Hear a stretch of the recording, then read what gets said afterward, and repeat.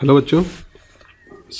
अभी हम लोग को जो अगले टॉपिक के रूप में पढ़ना है temperature dependence of the critical magnetic field.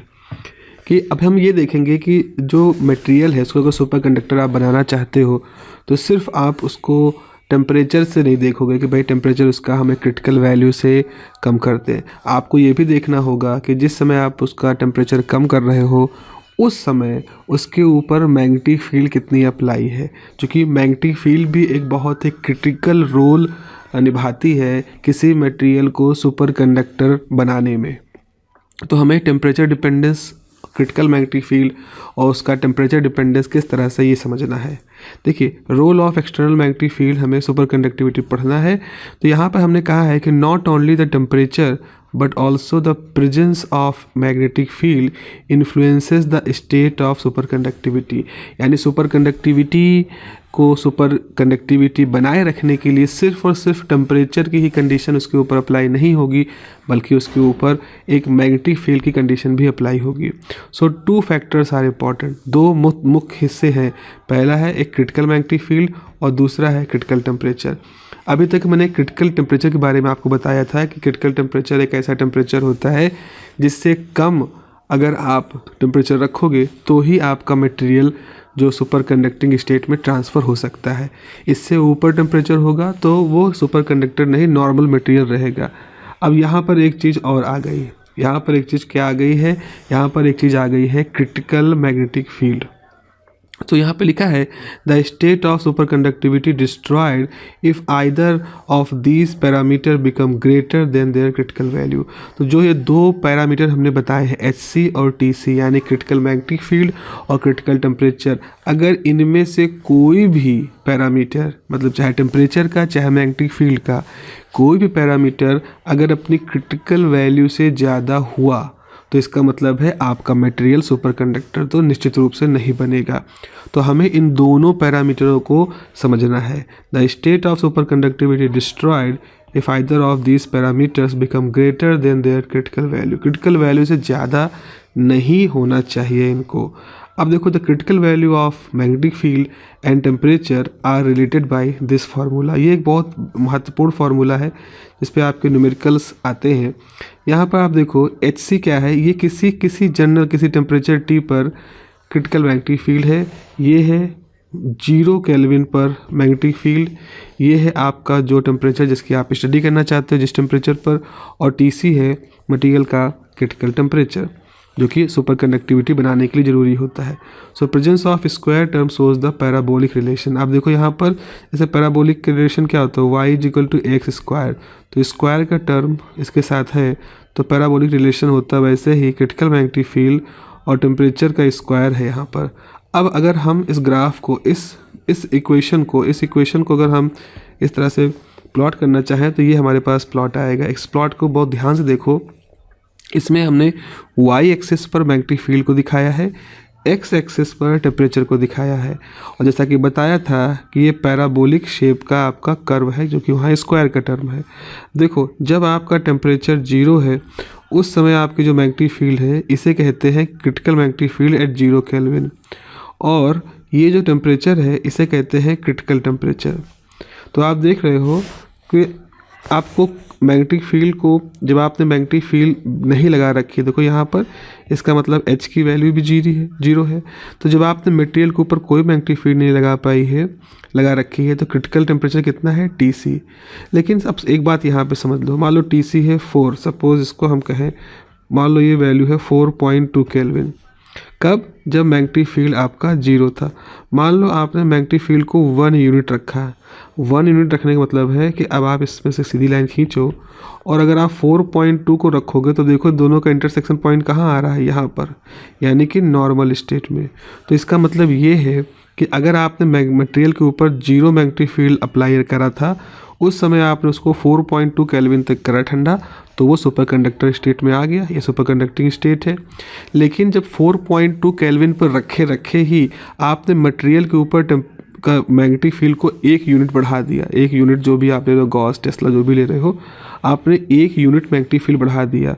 अब इस बढ़ी हुई मैग्नेटिक फील्ड पर अगर आपने टेम्परेचर 4.2 केल्विन रखा तो आप देखो दोनों का इंटरसेक्शन कहाँ जा रहा है, नॉर्मल स्टेट में। इसका मतलब आपको टेम्परेचर कम करना पड़ेगा। अब आपको टेम्परेचर मान लो 4 करना पड़ेगा।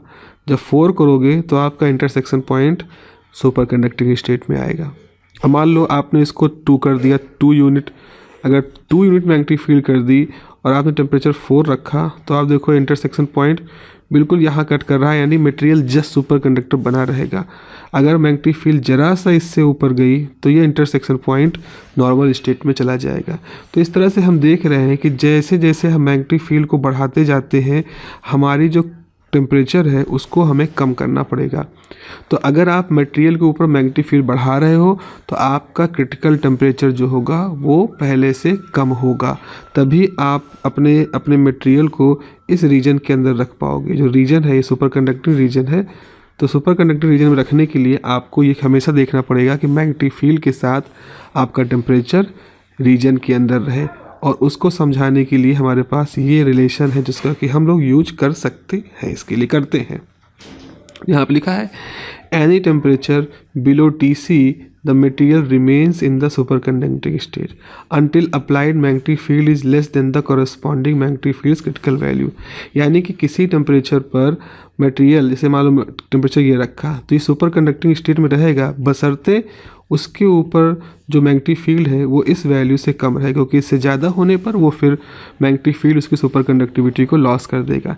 एक चीज़ और देखो, आपने मान लो मटेरियल के ऊपर मैग्नेटिक फील्ड इतनी लगा ली, ये वाली वैल्यू, तो इसका मतलब है भले आप उसको 0 केल्विन तक ठंडा कर दो, 0 केल्विन तक ठंडा कर दोगे, तो भी अगर आपने मैग्नेटिक फील्ड इस वैल्यू से ज़्यादा कर दी है, यानी जो क्रिटिकल वैल्यू है इससे ज़्यादा अगर आपने मैग्नेटिक फील्ड लगा दी है, तो आप मटेरियल को कभी भी सुपर कंडक्टर नहीं बना पाओगे, भले आप उसका टेम्परेचर 0 केल्विन तक पहुंचा ले जाओ। यानी कितना भी ठंडा कर दो, हद से हद हम कितना ठंडा कर सकते हैं, 0 केल्विन, थ्योरेटिकल तो यही कह सकते हैं। अगर हम हद से हद जितना ठंडा कर सकते हैं उतना भी ठंडा कर देंगे तो भी मटेरियल सुपर कंडक्टर नहीं बनेगा, क्योंकि आपने उसके ऊपर मैग्नेटिक फील्ड की वैल्यू एक निश्चित वैल्यू से ऊपर कर दी है। अब इसको आगे देखें। If magnetic field applied over material is more than the HC, अगर इस वैल्यू से ज़्यादा है, material will never convert to superconducting state even at 0 kelvin temperature. 0 kelvin temperature तक पहुंचाने के बावजूद भी आप मटेरियल को सुपर कंडक्टर नहीं बना पाओगे। इसका मतलब ये मत सोचिए कि आपने बस ठंडा कर दिया किसी मटेरियल को, बहुत ज़्यादा ठंडा कर दिया तो वो सुपर कंडक्टर बन जाएगा, बिल्कुल नहीं। वो सुपर कंडक्टर बन सकता है तब जब उसकी मैग्नेटिक फील्ड उसके लिए जो निर्धारित क्रिटिकल वैल्यू है उससे कम हो। ओके, चलिए अब आते हैं अपने अगले इफेक्ट के रूप में। अगले इफेक्ट को पढ़ेंगे माइजनर इफेक्ट। माइजनर ने क्या देखा था? माइजनर ने मैग्नेटिक फील्ड के ऊपर ही एक असर देखा था। उन्होंने देखा कि when a material transit from normal to superconducting state, जब एक मटेरियल को नॉर्मल स्टेट से सुपर कंडक्टिंग स्टेट में कन्वर्ट किया जाता है, it actively repel magnetic field line from its interior, और this phenomena is called the Meissner effect. तो माइजनर ये देखते हैं कि अगर हम एक मटेरियल लेते हैं, जैसे एग्जाम्पल के तौर पे देखो, आप एग्जाम्पल के तौर पे देखोगे यहाँ पर, तो यहाँ आपके पास एक मटेरियल है, जो ग्रीन कलर का बॉल है, ये मटेरियल है जिसकी ये नॉर्मल स्टेट है, मतलब ये एक सुपर कंडक्टर नहीं है, एक नॉर्मल मटेरियल है। और आपने इसके ऊपर बाहर से ये मैग्नेटिक लाइंस लगा रखी है, मैग्नेटिक फील्ड लगा रखी है। तो मैग्नेटिक लाइंस जो है वो इस मटेरियल से होके जा रही हैं।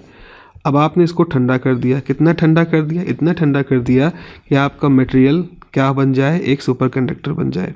तो आप देखो, जैसे ही मटेरियल सुपर कंडक्टर बनता है, वो अपने अंदर से जितनी भी मैग्नेटिक लाइन है वो बाहर ढकेल देता है।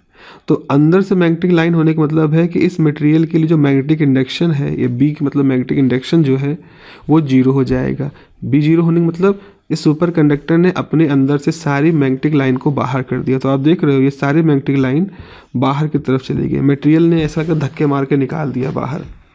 तो ये कब होगा?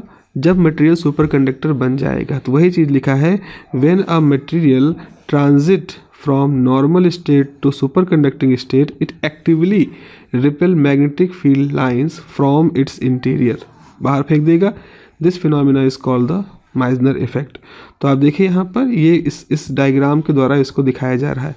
एक्चुअली ये चीज़ इंटरेस्टिंग है, माइजनर ने जब ये स्टडी बनाई की थी, शायद 1933 में उसको उन्होंने पब्लिश कराया था।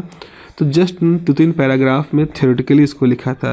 ये जो डायग्राम है ये उनके काफ़ी बाद, करीब 17-18 साल बाद या उससे भी ज़्यादा समय बाद एफ लॉन्डन ने 1950 में एक किताब लिखी थी सुपर फ्लूइड।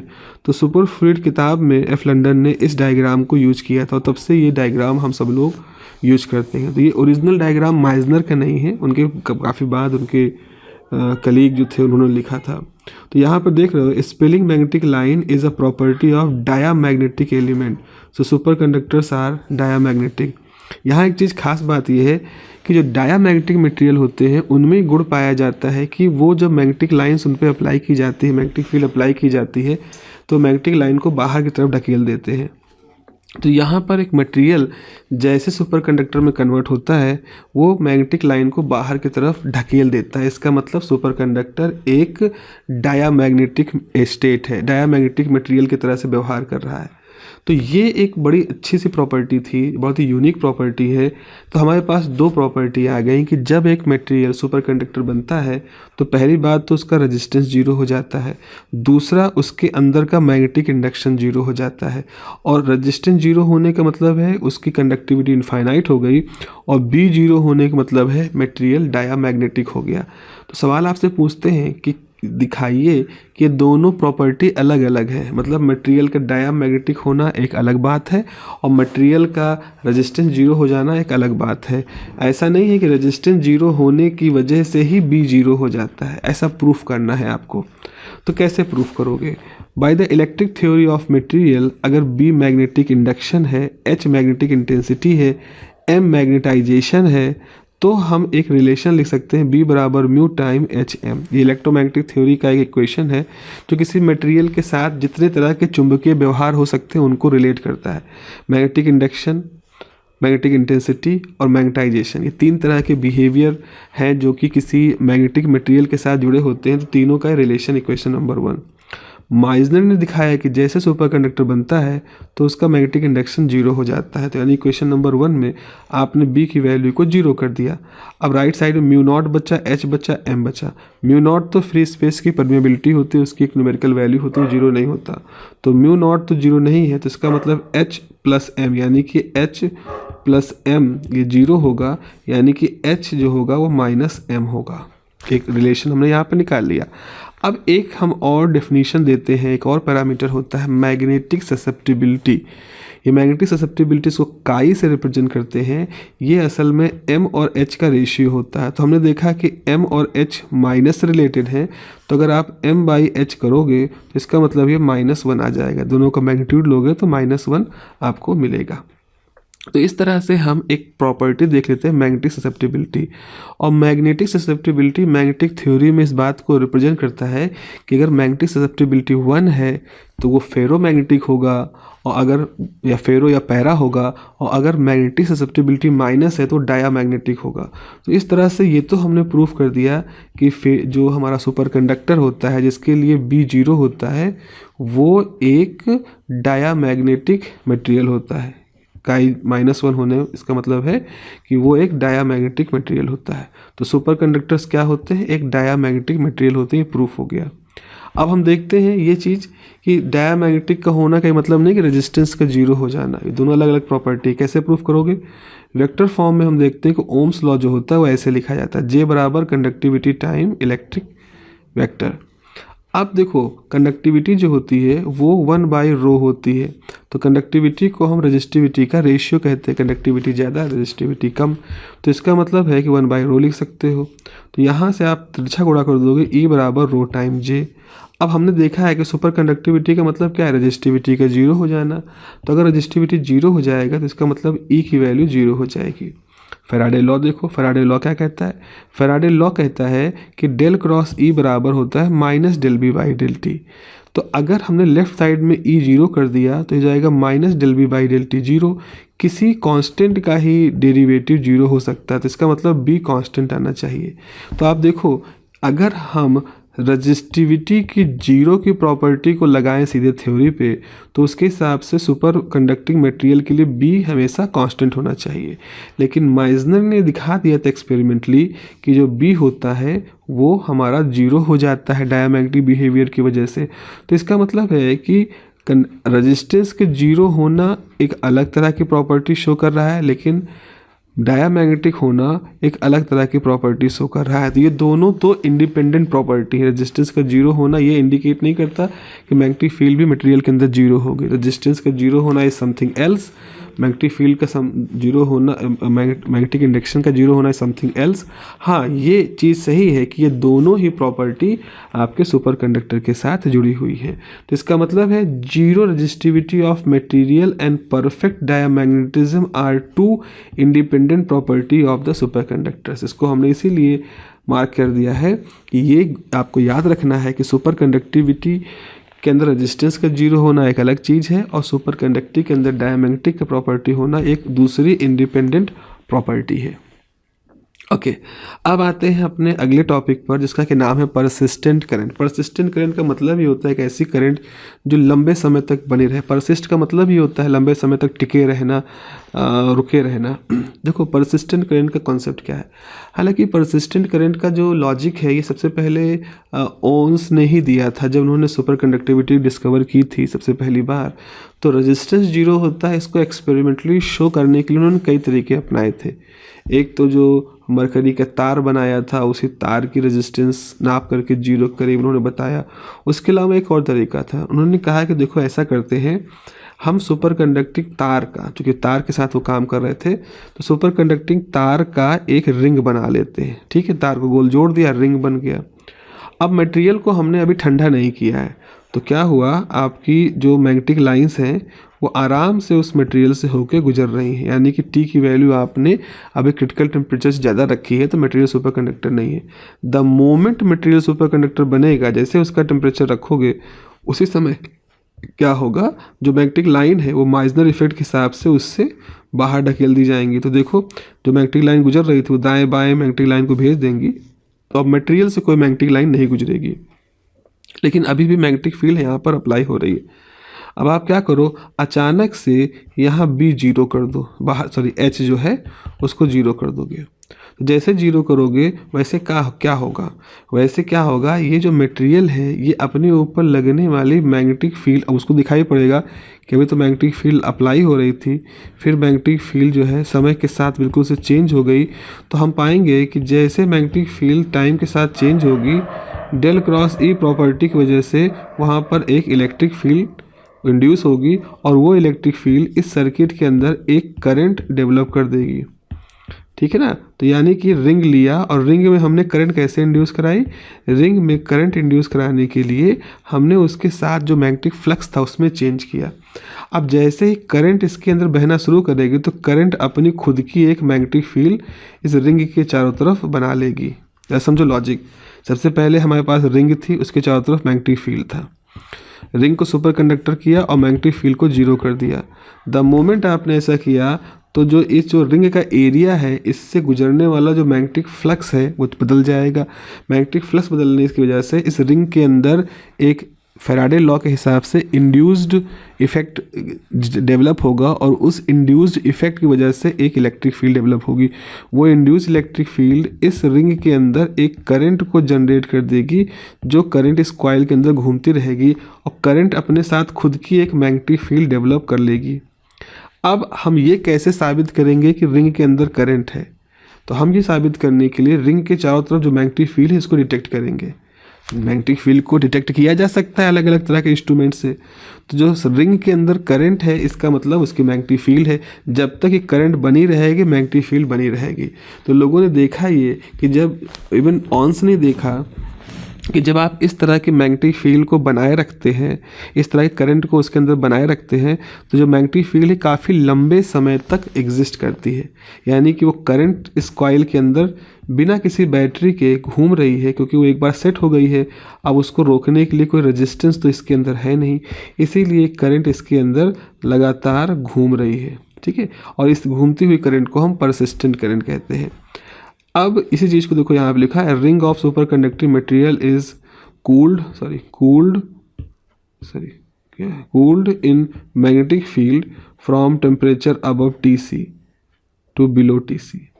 ठीक है, आप इसको ठंडा कर दीजिए अबव टीसी से बिलो टीसी तक, मतलब क्रिटिकल टेम्परेचर ज़्यादा रखा है उससे ठंडा करना शुरू कर दो। The field is then switched off that induces a current in the ring. अब आप मैग्नेटिक फील्ड को चेंज करो, जैसे मैग्नेटिक फील्ड को बंद करोगे तो इस कॉइल के एरिया, जो एरिया है इसका, इस एरिया से होकर गुजरने वाले मैग्नेटिक लाइन में चेंज होगा, मैग्नेटिक फ्लक्स में चेंज होगा, और इस मैग्नेटिक फ्लक्स में चेंज होने की वजह से उसके अंदर एक इंड्यूस करंट आ जाएगी। तो field is then switched off that induces a current in the ring, जिसकी वजह से करंट के अंदर, रिंग के अंदर एक करंट आ जाएगी। The current is being observe by the associated develop magnetic field in the ring. अब इस करंट को हम डायरेक्टली नहीं देख पाएंगे, क्योंकि जैसे हमने इसको कुछ जोड़ा घटाया वो करंट वहाँ से निकल जाएगी और वो स्लो डाउन हो जाएगी, लेकिन उसके चारों तरफ की जो मैग्नेटिक फील्ड है उससे हम उसको ऑब्जर्व करेंगे। The current is being observe by the associated develop magnetic field in the ring. In 1948 HBG कैसिमिर एक बहुत बड़े फिजिसिस्ट थे, इनको नोबेल तो नहीं मिला but he was a very talented physicist. In 1948 HBG कैसिमिर ने एक कॉन्फ्रेंस में, लाइडन में कॉन्फ्रेंस की थी, जहां उन्होंने पब्लिश तो नहीं कराया रिजल्ट, लेकिन लोगों को बताया था कि अगर हम 700 मीटर का लेड का वायर लें तो हम देखते हैं कि करीब करीब 12 घंटे तक भी उसमें देखने पर किसी तरह का मैग्नेटिक फील्ड में कोई चेंज नहीं हुआ था। मतलब ये कॉन्फ्रेंस में कैसिमिर ने अपना एक्सपेरिमेंट किया होगा तभी उतना डाटा दे पा रहे थे कि बहुत लंबा सा वायर लिया उन्होंने, लेड का बनाया, उसमें जब परसिस्टेंट करंट डेवलप कराई तो देखा कि उसकी मैग्नेटिक फील्ड लगभग 12 घंटे तक भी वो चेंज नहीं होती है। तो काफ़ी, मतलब बहुत ही स्ट्रांगली वो करंट वहाँ पर मौजूद थी। तो फर्दर जब और भी सेंसिटिव इंस्ट्रूमेंट डेवलप हुए समय के साथ साथ, तो एक फार्मूला निकल के आता है करंट के लिए। वो ये है कि जो परसिस्टेंट करंट होती है वो अप्रॉक्सीमेटली किस रिलेशन पर डिपेंड करती है, e⁻⁻RT/L। अब यहाँ L लेंथ ऑफ वायर है जो फेरे जिसके बनाए हैं, T आपका टाइम है, R जो है वो रेजिस्टेंस है।